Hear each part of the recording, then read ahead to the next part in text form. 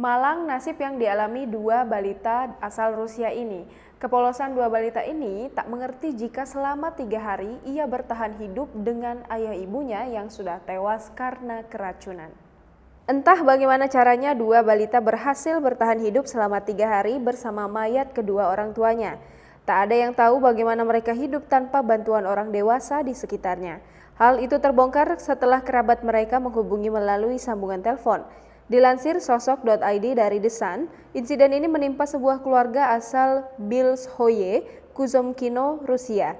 Pasangan suami istri bernama Alexander Yakunin, 30 tahun, dan istrinya Victoria, 25 tahun, diketahui tewas keracunan setelah salah seorang kerabat menghubungi mereka karena tak hadir dalam acara keluarga.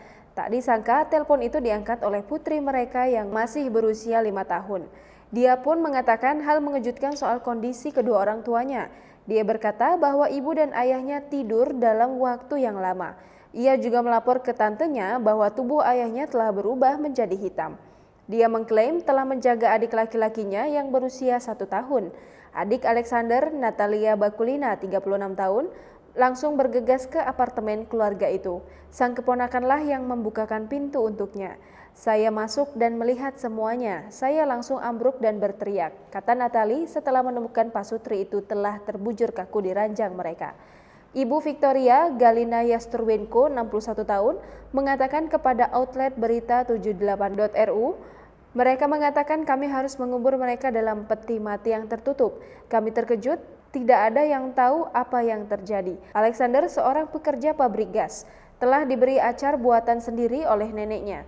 Hal itu terjadi sehari sebelum mereka meninggal dunia. Toksin botulinum dari acar diduga menjadi penyebab kematian tragis tersebut.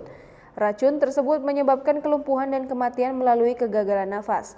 Tetangga mereka, Minhail Kumchenko, mengatakan pasutri itu juga tidak mengkonsumsi alkohol. Kedua balita itu kini diasuh oleh ayah Alexander.